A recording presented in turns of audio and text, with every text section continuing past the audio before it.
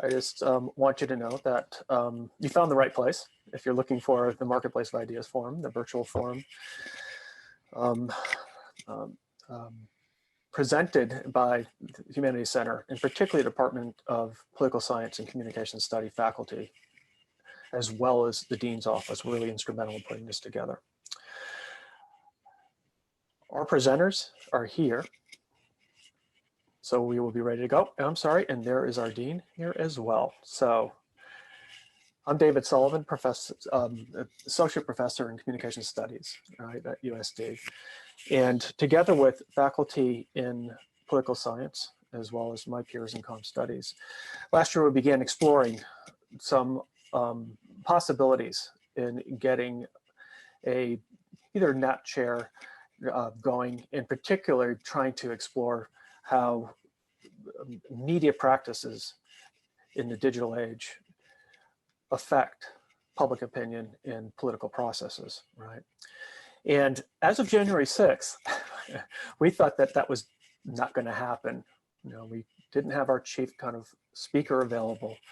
And of course, the insurrection happened as well. And yet, faculty were still interested in pursuing this, and Dr. Norton encouraged us. And so here we are. So that was the impetus for this particular iteration of that idea about a year ago, right? One of the places where we intersect, I think, with some of the speakers today, as well as what some faculty in the college were developing as ideas, were what I call the marketplace of ideas, as a metaphor that cuts across both what we do in higher education, particularly in the liberal arts, in mainstream journalism in the US, going back at least 100 years now to the marketplace models of social responsibility theory, as well as to political practices.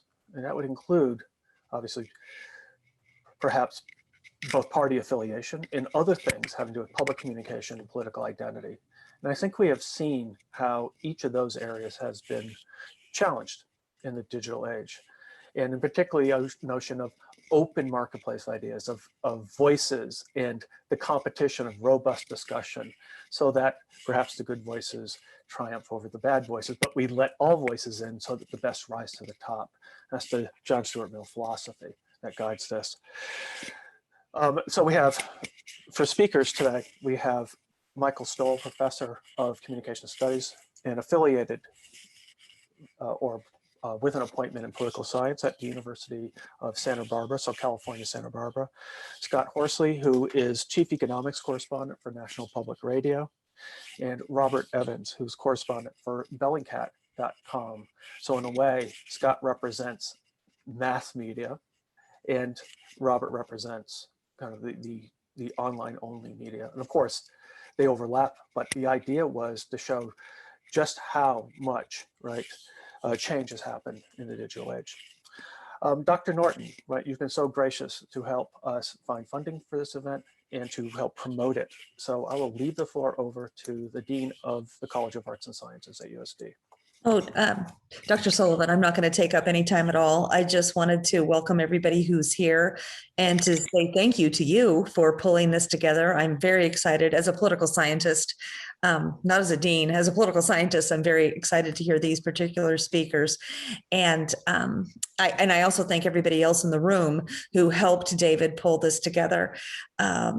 I just think it's important. I think it's critical our students have a space to listen and to hear about this from different perspectives other than their faculty, and just to kind of get their brains churning and thinking about different ways to think about how we live and what our government is. So anyway, I am turning it back over to you. Okay, so the format that we have in mind is more or less informal. I wanted each of the speakers to have a few minutes to summarize what they find compelling or interesting about their experience and their insights having to do with the topic generally. And then turn the forum over to Q&A, So to students and faculty to participate. At that point, you would participate with your blue hand. So go ahead to the reactions, to the participants button on Zoom, and then raise your hand, and I'll try to call people in order. Okay? So the order is Professor Stohl, then Mr. Horsley, and then Mr. Evans. Okay. Michael, I'll turn it over to you. Okay, thank you. I am quite delighted to have been invited to share this symposium with the two distinguished journalists on the panel. And I'm really looking forward to our discussion and the questions that you will pose. And I must confess that I wish that we were doing this on your beautiful campus. Before we address the questions with respect to contemporary media challenges, I thought it would be useful to discuss the particulars of the American context and the consensus understanding of these issues in the American historical context. The events of yesterday in the Atlanta metro area, the insurrection at the Capitol on January 6th, and the Breonna Taylor and George Floyd murders, among others, in the last year, frame the context that I want to highlight and are an unfortunate reminder of the themes that I want to introduce. Now, at UCSB, I often teach the political communication class, and one of the first things I do in that class is to discuss the core components of the American political culture and our socialization to that culture. Now, many of the elements of American political culture are easily traced to the colonial era and the founding of the Republic, and they're well known to all of you. Central to the culture is the American dream and the aspirational foundation of the idea of America and the United States, both in the personal sense of seeking a better life and in the political organizational sense of forming a more perfect union. The key elements of the Declaration of Independence and the preamble to the Constitution, establishing our sense of rights and equality as well as equality of opportunity, are fundamental. These core components have been constants in the textbooks that have been used in the American schools for the past 200 years, from the Parson Weems fables and the McGuffey readers of the 19th century to those of the major textbooks in use around the country today. What has generally changed are the illustrations and the exemplars, first as engravings and later as black and white and then color photographs, as women and people of color were added to the story of growth and progress, or the discussions of assimilation, moving from the idea of the melting pot to the idea of the salad bowl, which rather than emphasizing fusion, emphasizes cultural and ethnic diversity within a multicultural American dream. So there are many good things that come out of the celebration of these American values, including perhaps most importantly, the innate optimism of most Americans that we can be better and we can make America better in the future for ourselves and our children. And this has proved remarkably important for the stability of the political system over the past 2 centuries. However, as constant as the components of American progress and principles have been, the omitted stories and values, the underground value structure, are equally important. Primary amongst these underground values are racism and violence, and these are accompanied by what Richard Hofstadter referred to as the paranoid style. I believe these omitted discussions are directly relevant for our discussion tonight. As the historian Richard Maxwell Brown wrote in the aftermath of the violence of the 1960s, but which could also have been written this afternoon, violence is clearly rejected by us as a part of the American value system. But so great has been our involvement with violence over the long sweep of our history that violence has truly become part of our unacknowledged or underground value structure. And that value structure remains mostly unacknowledged because of the peculiar American cultural capacity for historical amnesia. So much of our immediate reaction to violent events and racist, anti-immigrant, anti-Semitic acts, for example, is to start with the question of how could this happen? Suggesting that the event is unusual, unexpected, and even inexplicable. We constantly seem to rediscover our violent history and the use of power and violence to enforce the status quo and white, particularly male, privilege.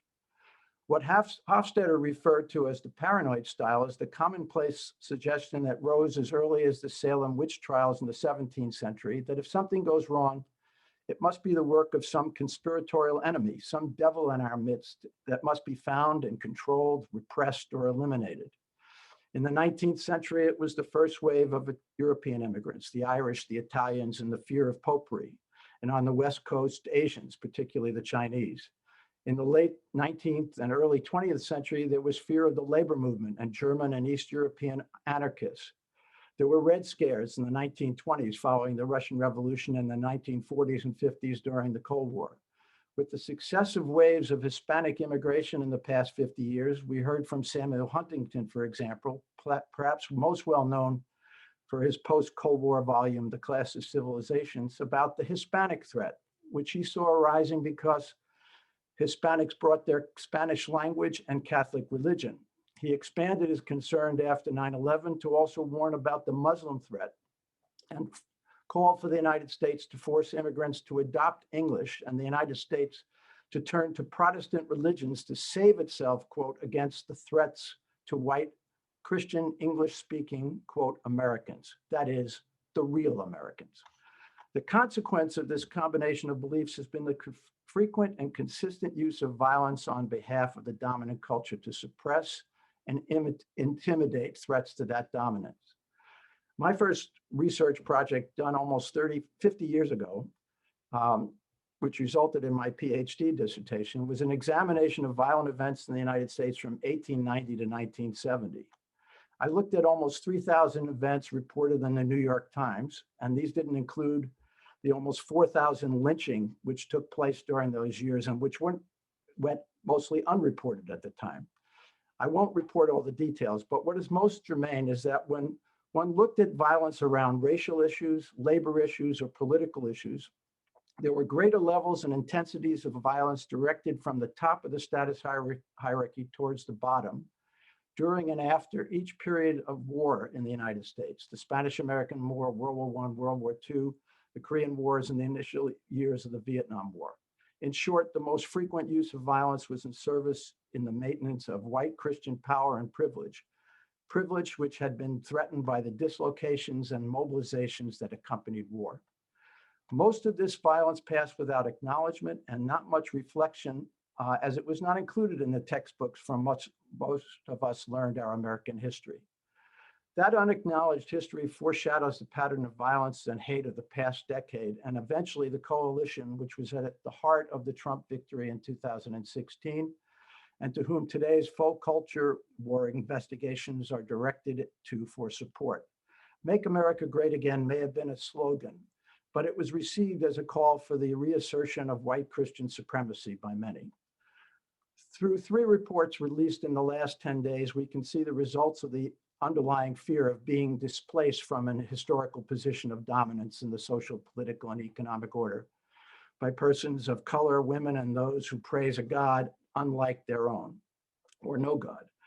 The coalition Stop AAPI Hate reports that since the pandemic started, for example, last March, there have been nearly 3,800 fate-fueled incidents against Asian Pacific Islanders in the United States.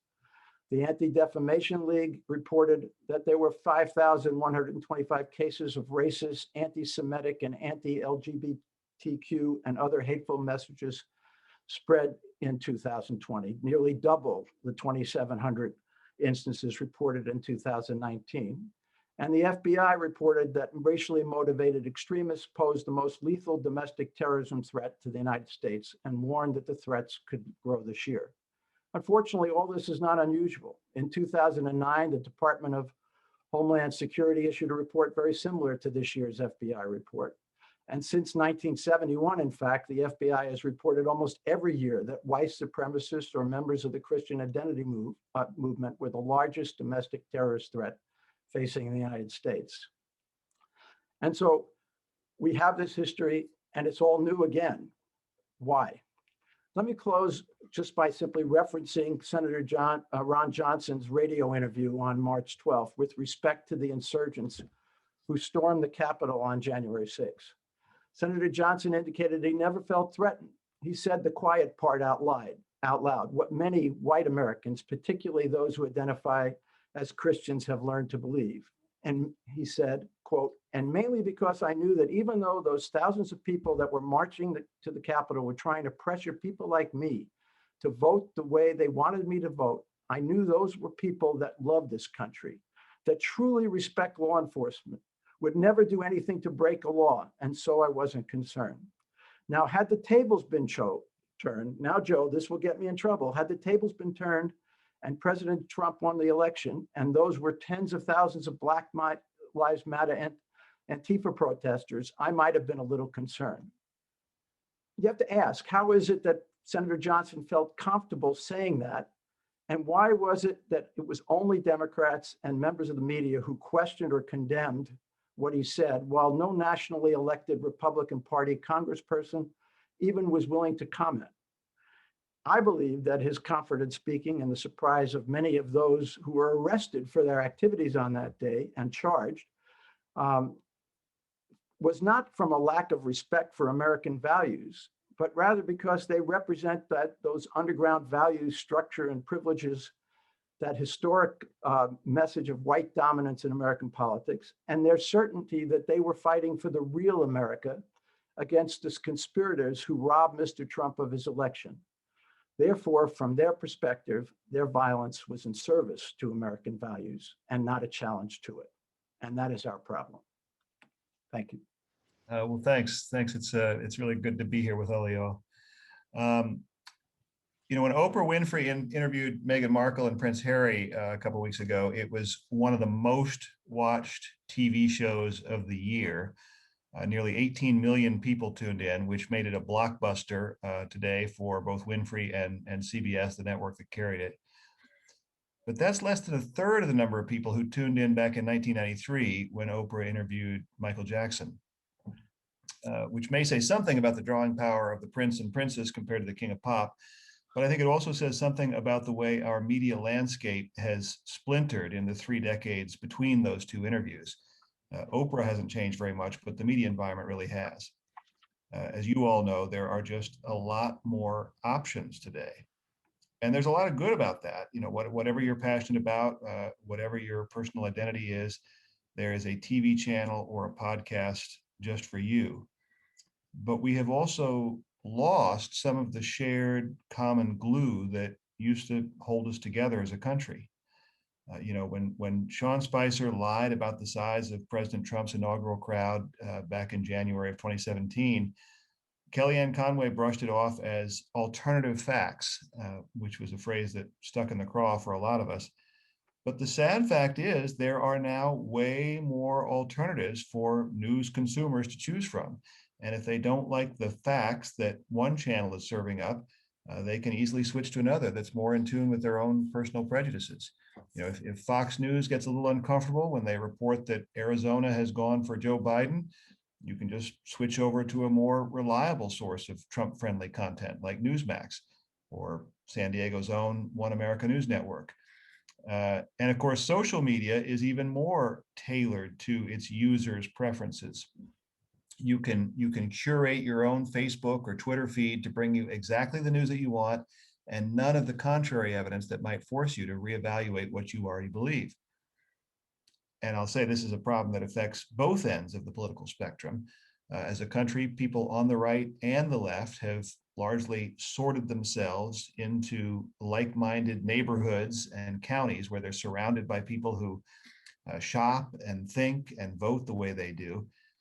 And that's not only true of our physical communities, but it's increasingly true of our media silos as well. And here's the problem with that. When you and your next door neighbor have rival political signs out in your front yard, but you also know that your neighbor's a good guy. He keeps his yard mowed, and maybe your kids play on the same soccer team, and he's friendly around the block. That helps to build some cross-party cohesion.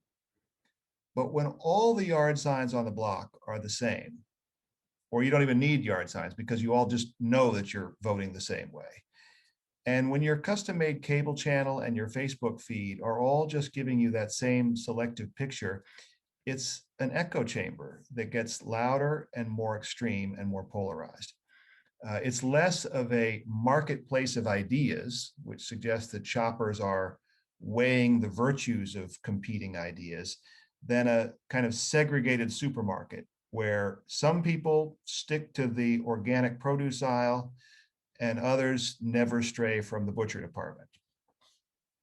And that is how we get something like the Capitol riot on January 6th.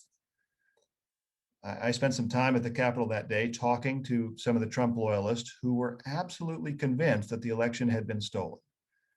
And they believed that because President Trump himself and Trump-friendly media outlets had told them so repeatedly. And no matter how many times the courts or the mainstream news media, or even Republican officials in states like Georgia said otherwise, it could not penetrate their alternative facts echo chamber. Now, I don't think Ted Cruz or Josh Hawley or the other congressional enablers actually believe that the election was stolen, but they saw a political advantage in advancing that storyline. And maybe there were others that were just too afraid to openly challenge the president's own lies. You know, some asked, what's the harm in humoring Trump's fact-free arguments for a few weeks? Soon enough, he'll be gone. But to this day, according to a Quinnipiac poll, 3 out of 4 Republicans believe, wrongly, that there was widespread fraud in the November election.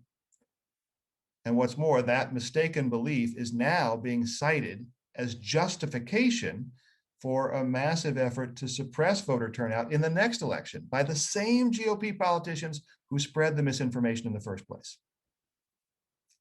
If you hold their feet to the fire, many of them will admit Joe Biden is the president, legitimately elected by a majority of voters in sufficient states to carry the Electoral College. But they'll say, we've got to clamp down on mail voting or early voting or Sunday voting by Black churchgoers because, well, we have to restore the public's confidence in the election, which we ourselves have been undermining through fact-free pronouncements, amplified by partisan media and spread by unfiltered social media. And none of this is limited to politics, by the way. This also affects people's attitudes about the economy, which is my current beat. It affects their attitudes about things like climate change. It affects attitudes about the pandemic.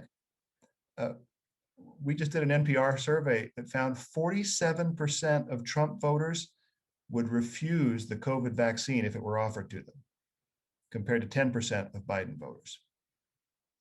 Now, in a country of 300 million plus people with vastly different backgrounds, vastly different outlooks, it is entirely understandable that we should have some very big disagreements about the proper course of action. And there's no reason to think that's going to change.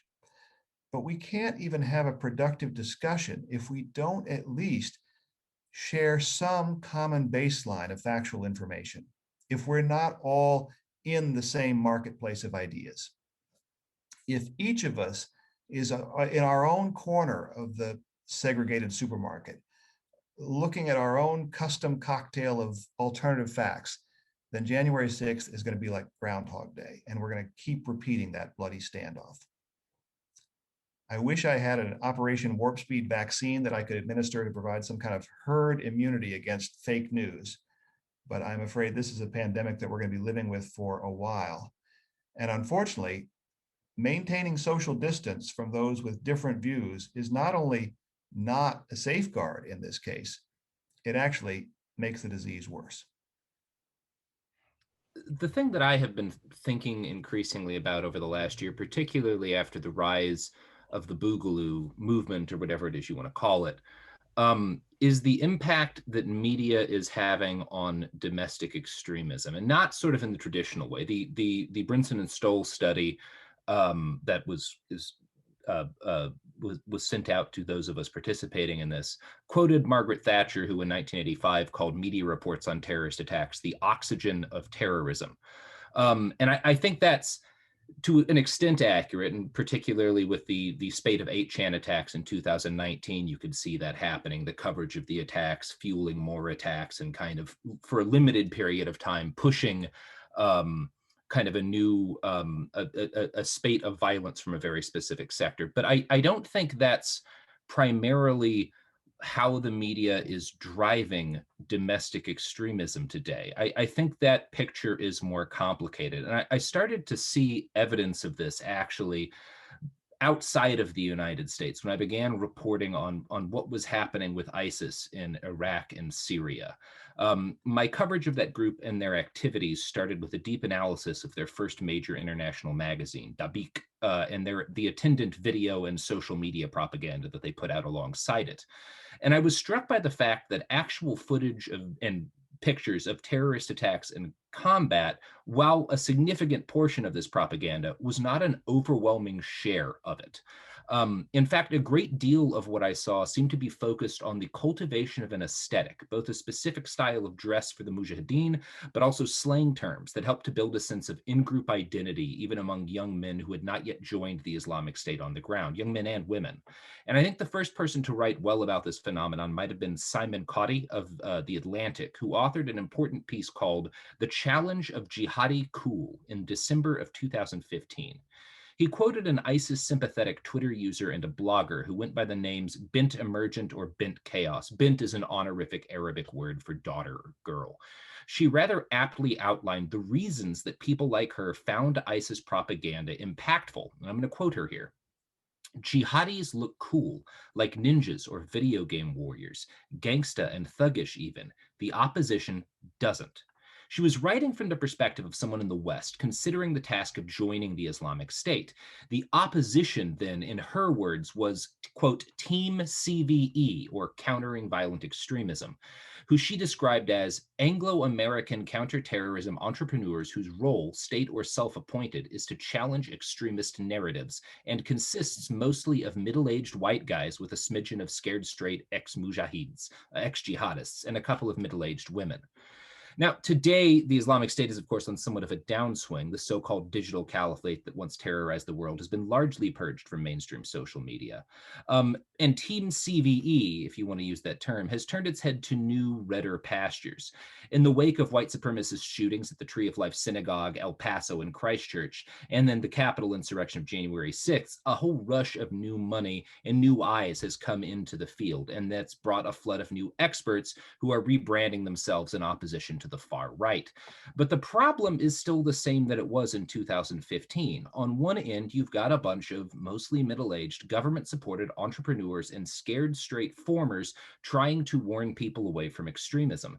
And on the side of the extremists, you've got a bunch of very cool-looking tactical ninja guys with a panoply of cool equipment and gear and a prominent social media presence that is able to intoxicate people with this kind of imagery. It's much more exciting, and the kind of equipment that they use is much more exciting than anything that's useful in the peaceful world. And thus they're more exciting than whatever is going on in the day-to-day lives of the people who find that appealing. And I think if we want to understand the continuing appeal of far-right accelerationist violence and the organizations that foster it, we have to start not at the terrorist attacks committed by these individuals, because I don't think that those are the primary method.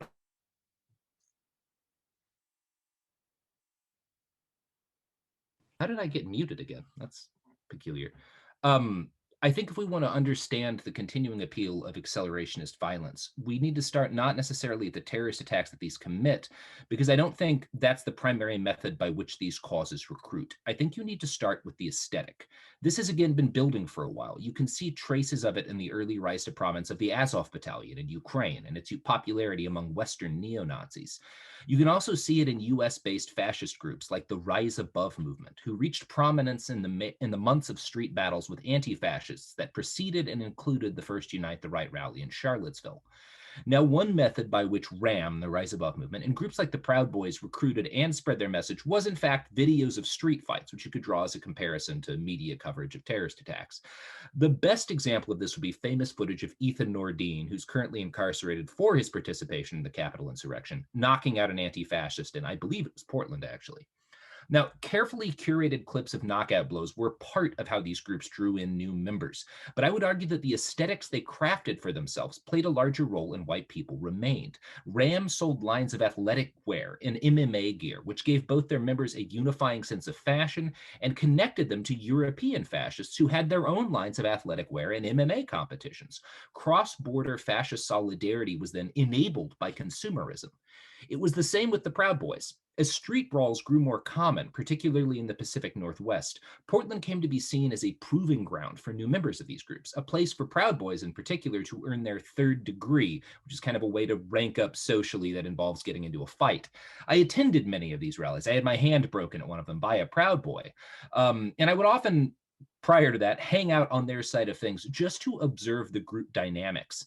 And while I saw some combat-oriented propaganda of the deed occur in these events, much of what I saw was young men showing off things that they had purchased, their Fred Perry shirts, their plate carriers, the morale patches they put on their plate carriers, their weapons. And by weapons, I'm talking about both AR-15s, but also like improvised weapons that they had built for street fights, different kinds of clubs and sticks and shields. I would be remiss to say that these dynamics are entirely absent from the left-wing groups that I've reported on, but they are much more subdued within left. Some of this surely has to do with the fact that left-wing organizations have historically faced more repression from law enforcement, and thus they tend to emphasize being difficult to recognize individually over showing off their gear. Right-wing extremists, on the other hand, spent the Trump years gaining greater and greater recognition from mainstream conservatives. This synergized well with an exploding market in tools and fashion that aped and enabled the aesthetics of violence.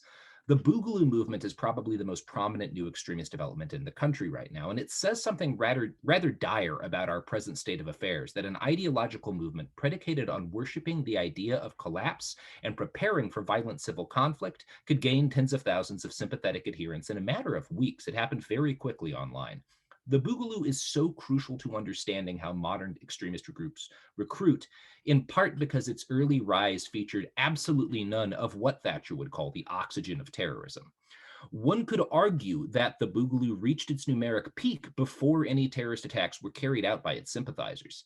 By the time the George Floyd uprising started, which is where the first Boogaloo on-the-ground events were really, like the first terrorist attacks were carried out by folks who were Boog sympathetic, whatever you want to call it. By the time that happened, huge numbers of young and mostly male Americans had already organized themselves on Facebook and Discord. They'd purchased clothing and gear in order to better fit into the aesthetic, and in some spectacular cases, they'd started planning to do violence in order to spark a war they saw as inevitable. And if I'm going to actually trace out where I think this all got started, my personal theory is that it kind of has a lot of its origins in the zombie apocalypse, like craze that kind of kicked off in the early 2000s. One of the things you saw happening there, and it started with like books like the Zombie Survival Guide and zombie-themed machetes and knives, but it expanded to like bullets and even firearms that were specifically zombie-themed. Now, eventually, that kind of faded out, obviously. The movies stopped getting as many views. People stopped being as interested in that idea. But you had a lot of weapons manufacturers who had been making a lot of money over the years selling that, and they found other ways to sell the same kinds of equipment, just without the zombie branding. And this is, I think, a really important moment in sort of the evolution of what we're dealing with in the far right today, because prepping has a long history in the United States. But prior to the aughts, it was more grounded in what you might call pragmatic reality. Preparing a bunker to survive a nuclear apocalypse is not as silly during the height of the Cold War. And in the 90s, preppers and militia types were distinctly fringe because that seemed like a much less realistic possibility. And particularly after the Oklahoma City bombing, they were very much on the outskirts of things. I'm convinced that the zombie apocalypse days had an impact on inculcating folks into diet elements of that culture. And it kind of got a lot of people used to the idea of collecting caches of weapons and survival supplies. And again, as the sort of zombie stuff faded, they found new and increasingly political reasons to justify their hoarding of gear. The surge in recruitment for racist extremist groups during the Obama years, driven by conspiracy theories like Jade Helm and a very real run on guns and ammunition from 2008 to 2011, fueled this further.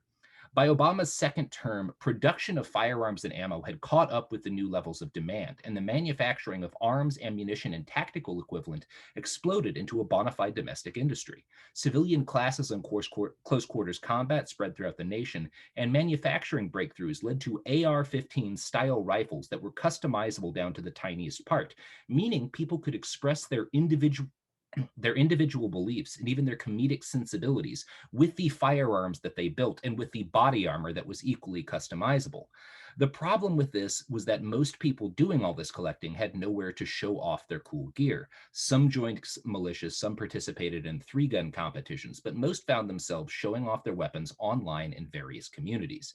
If you spent any time in the world's largest gun forum, AR15.com, in 2014-15, the post-Gamergate period, you will have noticed many of the early warning signs for what became the insurgent fascist right we deal with today.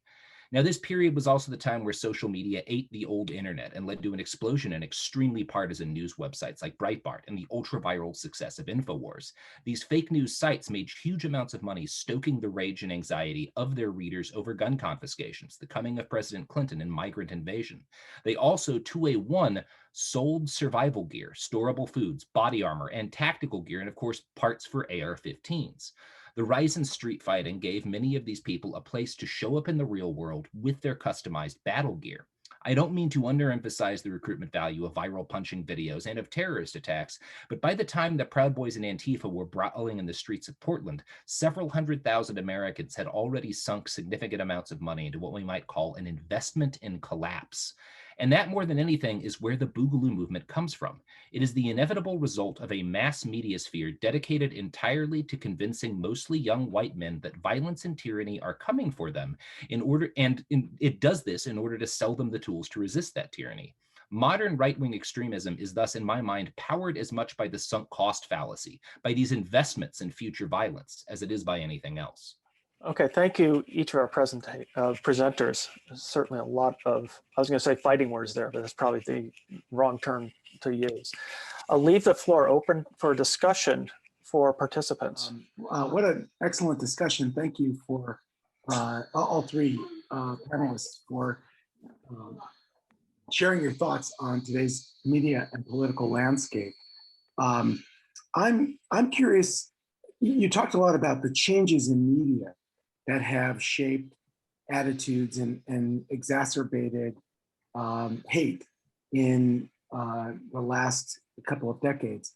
I'm curious about the economic side of this, and I know Scott, our former KPBS reporter here, has been our economic correspondent. I'm curious to know, what are the economic drivers of some of this? I mean, are the particular social groups that we're talking about that are involved in white supremacists and other hate groups, are they driven by some kind of economic logic or motivation? Group competition theory, the idea that white men are losing out economically to other ethnic groups. I mean, what do you see when it comes to sort of the socio-demographics of what we're talking about? Thank you. I think Robert touched on some of the just the marketing angle for folks who have a financial interest in promoting the whatever the 2021 version of prepper lifestyle is, or the selling Hawaiian shirts or whatnot. And I'll let him talk a little bit more about maybe what the intersection of the economic and ideological motivations might be. But just on the media side, there's no question that the broadcasters, and I mean by that media outlets that aim to just serve everybody, and whether in print or on the radio or on television, but those who want to just have a broad audience, for the most part, have seen their business model just upended. Print advertising has tanked. The Facebook and Craigslist have taken away all the revenues from the classified ads. Public radio stands out now as having like one of the more solid business models, and that's frightening for somebody who works in public radio. I mean, if we're financially sound compared to our mainstream competitors, then we're all in a world of hurt. And on the other hand, Fox has demonstrated that niche programming can be very profitable, and of course, MSNBC adopted the same strategy, and now with OANN and Newsmax, you're going even nichier. But if your costs are low, and if you've watched any of those programs, you can see they're not spending a lot of money on content. You can be highly profitable doing that. It's the old talk radio model, which was highly profitable for a long time. So the kinds of media outlets that really cater to knitting us together are suffering, and the media outlets that cater to polarization and pulling us apart are thriving. And the Facebooks and Twitters have figured out that outrage drives more engagement, and more engagement drives more revenue than cute cat videos and anything more unifying. Hello, thank you all for for speaking. You all had like such wonderful points and memorable phrases. I was writing stuff down the whole time. I had a question for Mr. Evans over here. I wanted to ask, like, given the kind of decline of the West that we're witnessing, or like at least the transformation of it, have you seen the same type of, as you said, investment in collapse, like in Europe, like the same as you're seeing here? I have not. I'm not going to say it's completely absent, and particularly within kind of the realm of gun culture, there are parts of Europe, like parts of Bosnia and whatnot, that do have a pretty well-developed gun culture. And I'm not going to say there's no. France does as well. I'm not going to say there's none of that, but I don't think it's nearly as prominent. I don't see nearly. I see very little evidence of it, as a matter of fact. And part of it is that, the particularly kind of white Americans have a long history of getting out and making a farm and living in the middle of nowhere, free of sort of government control. It's a big thing, particularly on the right wing, but it's not a tiny thing on the left in this country as well. There's a long history of utopian communes in the United States and the like. So I think that all kind of feeds into this idea of, if I can acquire the right things, I can be self-sufficient no matter what happens. And I don't think you have that as much in Europe. I don't think it's much a part of the culture. And I think you see part of why, and kind of the difference between why how most of Western Europe kind of approaches social problems and environmental problems even, and how that it tends to happen in the United States. I just have not seen nearly as much of it. There is a growth in right-wing violence, quite dramatic in Germany, Yes. in Denmark. That was particularly in Denmark, where it's totally unexpected. And what I think is different is the underlying sales part that you discussed. I don't think they have developed their capitalism aspect of this quite as well. So these places aren't making money with the recruitment of the people. It's much more political than it is economic, but it is a reaction to dislocation and to multiculturalism, and an objection to what was the mythical past. No, I think Michael's comment just now responded to what I was getting at, which is this sense of displacement that some of these groups are tapping into. And my only point about the economics was that, we've seen the deindustrialization of the United States over the last couple of decades, which has affected rural and Rust Belt areas that are disproportionately white, and that seem to be a breeding ground for these kinds of attitudes and activities. Not that we're short of some of these attitudes here in metropolitan areas, but that was sort of what I was getting at. But thank you for asking. Hi, yeah, again, thank you guys so much for this presentation. It was really invigorating and nice to learn something new through this. My question is for Scott. So how should individuals, especially I think the youth today, attempt to kind of get back that common glue that you rightly identified that we are lacking?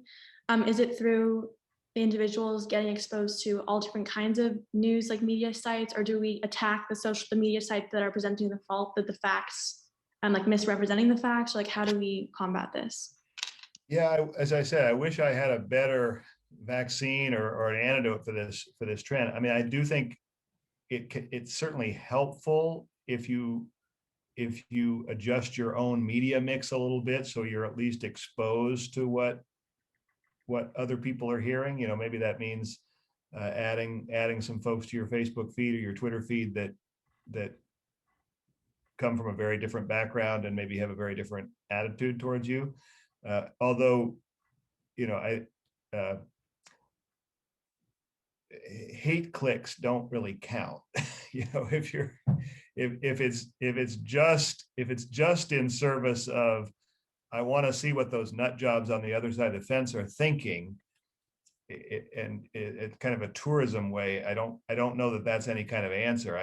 I guess what it, and maybe that's as far as it's going to go if we're talking about 140 characters. I guess I like the idea of some genuine dialogue, but there's just not a lot of opportunities for that to happen in our current political climate. And we've done stories from time to time on sort of labored exercises to bring people together to have that sort of heartfelt dialogue. And I admire the intent, but it does often seem pretty labored. And part of this again goes back to just what Bill Bishop called the big sort, the geographic sorting out of our country, where you don't have the opportunities for just sort of casual encounters with people of very different viewpoints that that can accrue over time, the way you would if you were just running into people over the at the soccer field or the football field or something like that. So if it falls to once a year getting together at the national conference where they deliberately bring together this focus group of sort of curated lefties and righties and centrists, I'm not sure that's going to be the solution. I think it's good to even discuss, especially for me, this year, especially with my communication studies, I've been trying to look at all different kinds of media sites to make my own truth, to get the facts and know that they are biased towards generating profit from these companies, and try and make sense of my own opinion. But I think it's good to identify that you got to get diverse opinions, and like you're saying, acknowledge the fact that your neighborhood or your neighbors have the same political opinions as you, and don't trust everything they're saying because they're kind of in this bubble that we all need to break free of. I think the creation of social media especially is kind of allowing for this bubble to consume our lives and to lead us to believe fake news and truths that aren't valid. I think that social media will be seen 20 or 30 years from now as one of the most calamitous developments in modern history. I honestly don't see a lot of positives at this point from it. And the problem is so complex because you have, on one hand, when you have a concept of shared reality break down as badly as it has in this country, unless you can repair that concept of shared reality, I don't see where things go but violence, right? Because once it's broken down that bad, there aren't many other options. At the same time, one of the problems with the way media has fragmented is that it has provided an opportunity for a lot of points of view that don't believe to be shared. It is my personal belief that, for example, someone who believes in the extermination of large numbers of the American population, those beliefs should not be shared or given oxygen, but they have been. And one of the problems we've seen as traditional media has tried to pivot to this is, I think a good example would be that New York Times article on the Nazi next door that came out after the Unite the Right rally in Charlottesville, where what you have is in a good faith attempt to understand these extreme beliefs, you have very large platforms being handed to people who seek destruction and who are not good faith actors. And I think trying to thread that needle is incredibly difficult. Nobody's figured out how to do it well yet. Yeah, I mean, if in the marketplace of ideas, how does the marketplace of ideas work if aisles 1, 2, and 3 are full of toxic poisons or whatever? Do we say, well, people will figure that out, and if everyone gets to shop in all the aisles of the supermarket, they'll gravitate to the healthy products and the stuff that they really need? Or are they going to, we've sort of operated under the assumption that in a marketplace of ideas, healthy, good ideas will succeed, and dangerous, evil ideas will fail. And I think that I haven't abandoned that notion, but I'll say that notion's being tested. Hello, thank you guys so much for all of your words of wisdom, and good to see you, Michael, as always. My question, kind of a follow-up to Maddie's, in terms of what can be done to start turning things in the right direction, and is there a way in the future for our media landscape to change? It seems impossible without organizations and conglomerates being forced to not put the dollar signs first, that there's no way to get around this. They've found a solution that works, that is appealing to people and giving them what they want to hear. But in your opinions, is it more money for public media, Scott, or Absolutely. Is it billionaires like Bezos taking over the Washington Post? Is it bringing back the fairness doctrine? I mean, is there any or all of the above of these elements that could start to bring our journalism back to where it's supposed to be? Yeah, I think those are all ideas that are worthy of discussion. We had a pretty good run in the 20th century where most when I first moved to San Diego, we had a pretty solid paper with the UT, and we had a couple of good competitors in the North County, and we had some local weeklies, and in my hometown, I grew up in Denver. We had two fierce competitors, daily newspapers. One has gone out of business entirely, and the other is a shadow of its former self. What the local and the San Diego, the UT is kind of a shadow of its former self as well. The LA Times, 20 years ago, if you'd said, "Oh, a billionaire buying the newspaper," that we used to think that's like Doug Manchester buying the newspaper so he can hijack the editorial page to support development projects like that. The worst thing you wanted was some rich guy owning the newspaper. Now every local journalist is just praying that some rich guy will buy the newspaper and keep Alden Capital at bay. So the revenue model and the TV stations are not as imperiled, but they're certainly not the money printing presses that they used to be, and they were never enormous sources of great civic building journalism, although they had an important role to play. When I first moved to San Diego, KPBS was the one of 4 or 5 radio newsrooms in the town, and we were the smallest. By the time I left town, it was down to 2, and we were by far the largest. So the news landscape has just changed dramatically, and of course the Facebooks and Googles have taken all the money and put the rest of us out of business. So it's very challenging. And I think all those things you talk about, whether it's wealthy benefactors or nonprofit, publicly supported models. I was never a big fan of the fairness doctrine, but I think it's worth an exploration. I don't have the answer, but I think all those things are worth talking about because what we're doing right now is not working. Yeah, I would say I don't have by any means the answer either. I think the things you identified are the important ones, but for the students, I think not the big picture, but the little picture about dealing with the news yourself. One of the most encouraging things is, despite all the bad things that have happened in the media landscape, at your fingertips is more good journalism than anybody ever had before available to them.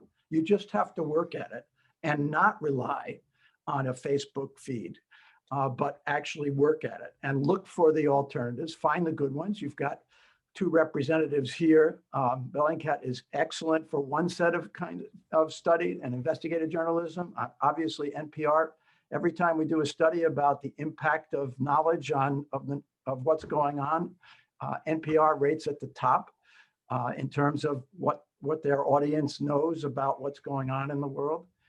But the other thing is you could do things that you could never do before. You can read British newspapers and German newspapers and French newspapers and Chinese newspapers, Japanese, every day. And you can check what they're saying about the same story and raise questions for yourself about why are they saying that? Why do they see that so differently than we see it? And look at the media landscape in the US. I mean, look at the right, if you're left wing, look at the right wing media. I used to drive my wife crazy because I would listen to Rush Limbaugh. And it's not that I like Rush Limbaugh, but I wanted to know how the issues were being presented so I could understand what the arguments were going to be. And if you don't do that, you miss a great deal. It's all surprise to you. So you have the opportunity, so make your own newscast. And I will say, I think, you know, I nodded to this in my opening statement, but while there's a lot that's dangerous about the hyper specialization of our media landscape right now, there is a lot that's positive about it too, especially for, you know, geographically diverse groups of people who might have felt like they were the only person in their community who, you know, felt a certain way or was interested in a certain thing, and can now find this imagined community geographically scattered across the country by virtue of a gazillion channels and internet portals and podcasts. So I don't want to lose sight of there is some upside to that. It's just that's also the way that the Proud Boys can find each other all across the country and the neo-Nazis. Yeah, you know, speaking as someone who makes the vast majority of their income through podcasting, the field worries me quite a bit. There's a number of things about podcasting specific, which are one of the dominant forms of news media today, and maybe the most profitable. In terms of like what it actually costs to invest and to produce and what you can make, incredible amounts of money are in play at this moment. And I'm very worried about what they do to people, because it is not the same as your relationship with a newspaper. It's not even the same as your relationship with maybe a news anchor that you trust, right? When I was growing up, it was Peter Jennings, right? A lot of people had very fond feelings towards Peter Jennings. It's not the same with a podcast. It's so much more intimate. You have somebody in your ears, sometimes, you know, hundreds of hours a year, and it forms a very strong parasocial bond that leads to, in some ways, some very I've seen some concerning things with fan bases online and kind of the way in which they interact with facts, and the way in which it becomes less about the facts being presented and more about the personality and whether or not they agree with the personality. And I don't think it's in large a positive development. And the fact that that's where the money is in journalism right now, and in a broader sense, the money in journalism is in becoming a personality, right? So that what you are saying and how people feel about you matters in a lot of ways more than the actual work that you're doing. I think that's a very troubling development. I don't know how to fix any of this. I do think everything, there's a horrifying counter position to everything that might work. For example, more public funding of media, right? Could be wonderful. Trying to actually like reform national media in a way so that more of it is publicly funded than is profit driven. There's a lot of ways in which that could be great. I think we all also have to think back to the last 4 years in the administration that was in power to think about how frightening it could be for the government to have that much of a say in funding our media. So at the end of the day, the thing that I would like to be able to get back to, even more than kind of having Americans have a broad understanding of the other side's politics, is a broad consensus on basic reality, very, very basic fact, like physics in a lot of cases. And I think that's going to be an uphill battle. My hope is that one of the most heartening things I've heard recently is that Newsmax's traffic and profits have dropped significantly in the wake of the Capitol riots. And what that might be, and it's far too early to tell, what that might be is a lot of people realizing that they were not getting accurate information. and turning away. And if that is the case, then I might have more hope that as, again, some of the physical realities of things that there's a lot of counterfactuals about, like climate change, as those become increasingly clear, we might it both build up kind of an immunity to social media and get back to at least some basic understandings of shared reality. And that's my my sincerest hope. I don't know that we're heading in that direction. I guess one thing I wonder and really worry about, and this is relevant to thinking about the larger picture of the last century or two, is thinking about the journalistic model and the lifestyle that we developed here in the United States as an anomaly. That the idea that sort of the mid 20th century post-war era, we saw a great leveling of the economic playing field after the destruction of the fortunes, sorry about that, of the, of the roaring 20s. And we also saw the emergence of a kind of media landscape that was very, very different from what we had seen for most of US history, which is a media landscape that is dotted with lots of different yellow journalists or yellow journalistic news organizations, like the ones founded by Benjamin Franklin, that reflect very narrow opinions that rely only loosely on fact and very much on sentiment. And I guess how much, particularly maybe for Professor Stohl, how much should we see what we think of as traditional journalism as the anomaly rather than the norm? I'm hoping that we have the capacity to learn, that a recognition that there are good journalistic models. It's not just in the US. There are good journalistic models across the globe that have took the model of the good journalism and are carrying it forward. There's still lots of good journalism that's taking place. The marketplace is a problem for all of us in many spheres, but that doesn't mean that we should give up the idea of what has been helpful.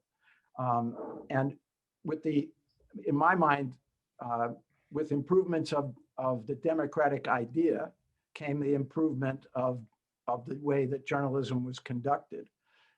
And it wasn't just as I say, it wasn't just in this country. All you have to do is look at the journalism within the UK and Denmark and Germany and France. Even though they all began with very different models, there is a part of the core things that we value in journalism, and even looking back now in terms of journalism, that are standard across these countries. I had the opportunity in the beginning of the past decade for 6 years to teach in a special course in journalism in Denmark at the Danish School of Journalism. And they had this wonderful program where they brought 100 youngish journalists who were interested in becoming foreign correspondents. So they were all practicing journalists. They all had experience over a number of years. They had all already were college graduates. And now they wanted basically a graduate degree that would certify them in international relations so that they could be foreign correspondents. And the students generally represented, the Danes are very good about giving scholarships. So the students generally represented between 40 and 50 nations each year. So very different journalistic styles, very different back histories, very different cultures. But in the classroom and in the questions of journalism, they were remarkably similar. And it was really encouraging because they were all doing the kind of work that I think anybody on this panel would like to see journalists do. And they all thought that was the kind of work that should be done. What they were going to get as a job afterward was very different, but what their sense of what journalism was, what their responsibility as journalists were, was very much our ideal. And I think that's encouraging, and we shouldn't give that up just because the marketplace says that we have to cut jobs here, build jobs here, et cetera, you still can hold on to the core. Bradley Bond put this note in the chat box. It was kind of interesting that this headline we've chosen for this session about the marketplace of ideas is essentially a capitalist metaphor, and maybe we need to think about journalism as more of a public good that leaving it up to the consumer to choose the winner may not be the ideal way to go. I don't know, as a business reporter, and I still think of myself as a capitalist. I like to think that in a true marketplace of ideas, the consumers will ultimately find their way to the successful ones. In fact, having been both a business reporter and a political reporter, I usually say that being a business reporter is more satisfying because eventually you do figure out which product is the successful product, whereas politicians can skate along for years as complete losers, and as long as 50% plus one of the public picks them, they'll be back. Whereas if the car doesn't ultimately run, consumers will figure that out and not buy it. There's lots of externalities you have to take into account, and lots of polluting products go on for a long time. But it's an interesting point that Bradley makes. Maybe marketplace shouldn't be our metaphor of choice. Or I love the idea of taxing the ads. That's just terrific, right? Except now we're seeing more and more models that go more to streaming and subscription. And so it's interesting to see how, again, in the digital age, even that suggestion of, okay, let's just redirect the revenues, which is a great idea, may not necessarily provide enough revenues for so-called good journalism. I think a tremendous amount of the problem that we have with extremism right now is that it is very profitable to enable terrorism. It is extremely profitable. Facebook has made millions of dollars by radicalizing people, by deliberately advising them to join groups where they were incited into violence. That is a wonderful way to make money. And it's a wonderful way to make money by ginning up hatred towards entire racial groups. The attacks just yesterday were the product of a lot of very profitable thought leaders within a certain digital space. And I don't think I'm not someone who has a lot of optimism in the marketplace being able to fix this problem, because I think, and I don't think it's an open or a free marketplace, I'll say that, but I don't know how you can get it to be, because everyone coming into the marketplace has their biases, has their bigotries, and so do the institutions. And one example of this would be the fact that there were a lot of newsrooms who would not let Black reporters cover Black Lives Matter demonstrations because they thought they would be biased, and yet white reporters were not considered to be biased in that way.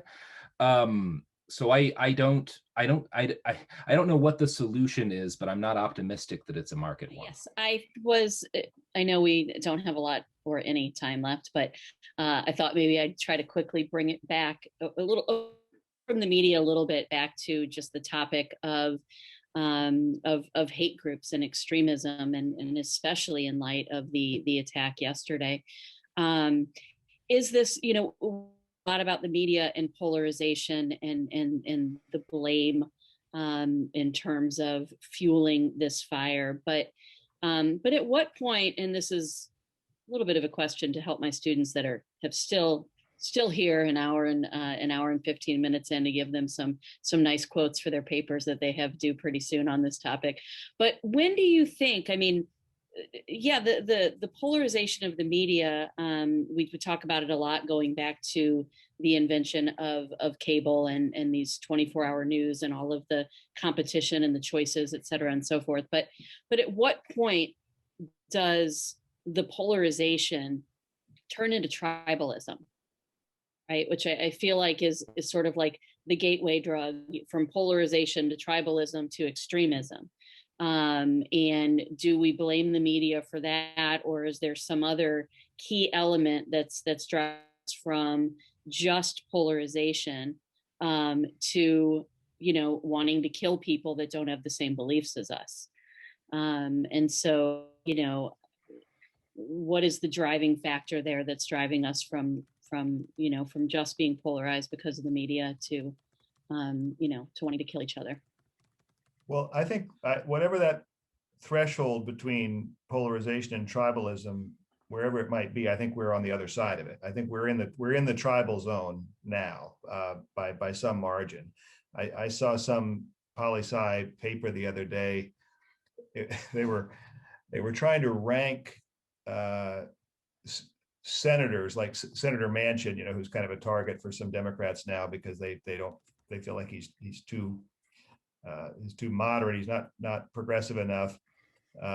And this political scientist was trying to figure out, well, who, if it weren't Manchin, who's the next best senator who might be elected in the state of West Virginia?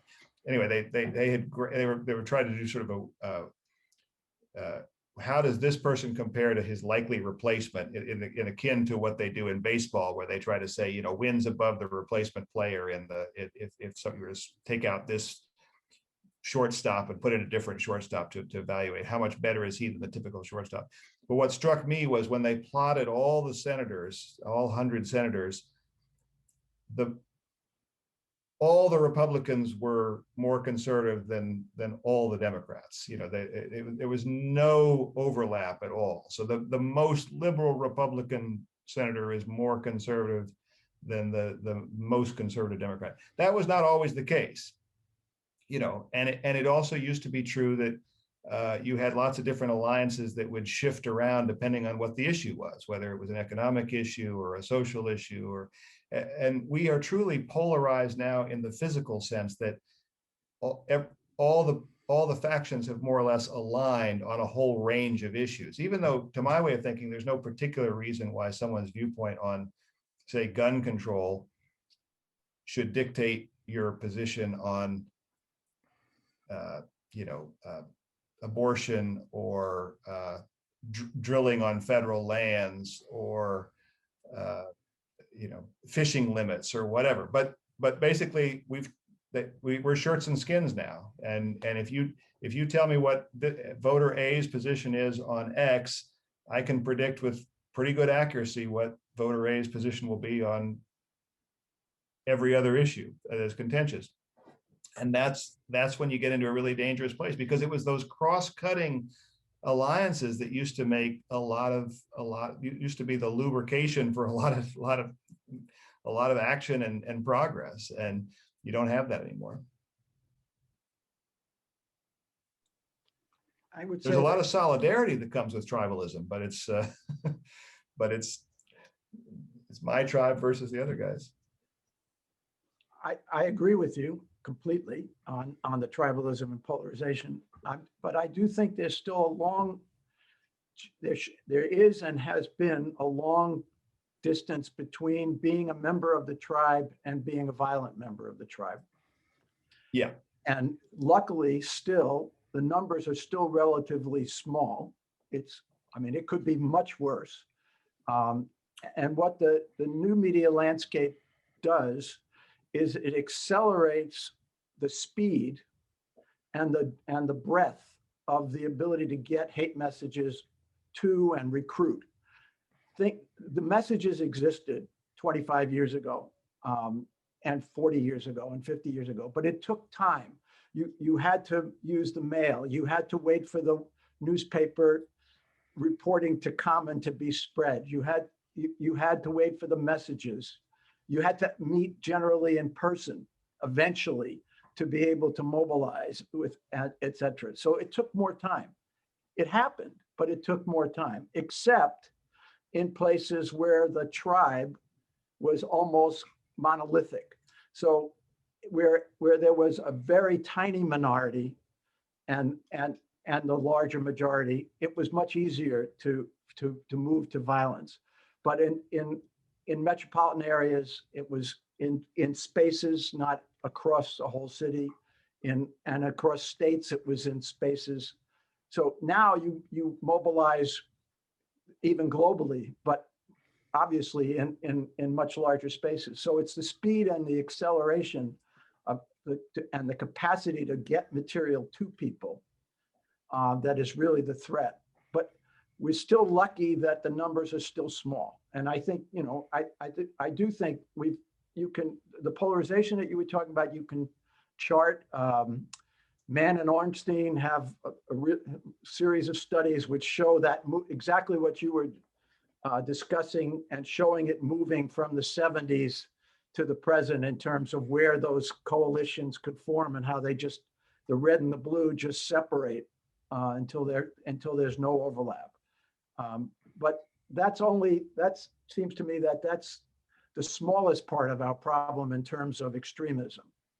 Yeah, absolutely. I don't mean to suggest that that's a huge contributor to extremism. Just from where I sit, it's a problem with governance. It is a problem with governance. Even on January 5th, we were having a hell of a time governing this country. So, Michael, do you think with the speed that social media has contributed, just a real quick or yes or no or whatever you want to say, in terms of taking down Parler and or taking Trump off of Twitter, do you think that eliminated large scale or medium scale violence on Inauguration Day? I honestly have no idea. I think the physical presence and the preparation for the threat was as much a deterrent, a real deterrent in this case, and it worked. But you can invent another day. I mean, we didn't have it in March either. Robert kind of noted a little bit about the law enforcement right-wing extremism connection and how it's very different than how left-wing extremists are. When I was talking to those folks outside the Capitol on January 6th, they were absolutely stunned that law enforcement was not on their side, to the extent that law enforcement was not on their side. But once law enforcement finally got control of the situation and established a perimeter, the people on the outside of that perimeter could not believe that they were that there was the thin blue line was suddenly now standing between them and their objective, because they thought they should have been allied with them. And of course, some of them were allied with them, but it didn't take a hell of a lot of law enforcement to control them once that deterrent effect was there. Had they been met on January 6th with a fraction of the deterrent force that greeted other protesters in Washington, D.C. during the summer, for example, we would never have had what we had on January 6th. Tribal, I think we're very much in the middle, as others have said. We're in a state of tribalism at the moment. What worries me is the degree to which we're approaching the stage at which we're a series of armed camps. And I don't think that's as far away as people might want to think. There's an Oliver Wendell Holmes quote that I think about a lot these days. Between two groups of people who want to make inconsistent kinds of worlds, I see no remedy but force. And I think that's true about people who believe in inconsistent versions of reality as well. There's now within this country a statistically significant population who believes that the Democratic Party is a front for a satanic ring of pedophiles. And this is not a tiny number of people. This is not a minuscule number of people. And if you really believe that, if you really believe that the Democratic Party and a huge amount of the Democratic establishment exist to abuse children at scale, violence is at some point the only thing to do. That's not the only chunk of the country that has been amped up to a point where there's at least a lot of discussion of violence. And I do think one of the things that is maybe saving us a little bit, one of the great mercies of our current era, is that we're not in a situation that they were in Europe in the 20s and 30s, where you have all of these alternative media spheres spreading, you have these alternative views of reality spreading, you have these extremist political parties spreading, and everyone's a combat veteran. Thankfully, while you may have a lot of the rhetoric, 1%. Yeah, you have a great deal of rhetoric of mass violence. You do not have as much of that violence, and I'm hopeful about that. You do have the possibility for it, though. The United States has, by some estimates, estimates around 400 million privately owned firearms. A number of them are mine because of the number of death threats that I get. But that's close to 40% of the world's total. It is hard to overemphasize how heavily armed this country is. And last year, Americans bought more firearms than at any other point in history. And then the kind of people buying guns are changing. It's not just people on the right anymore. It's been over the last few years, increasingly groups who feel threatened by the right, who have been arming themselves. And I can't say that it's a bad idea to arm yourself when you are being threatened with violence. But I can say the degree to which I think things are heading in the direction of increasingly armed camps worries me very much. But as a number of people check out and then make a chat comment as they do so, they're indicating how engaging they found this discussion. And that is all because of what our three presenters have brought to our virtual forum tonight. And so thank you so very, very much. I think, students as well as faculty, if they want to include any of this in there, what they're writing or researching now, have lots of material and ideas here going on. So thank the three of you.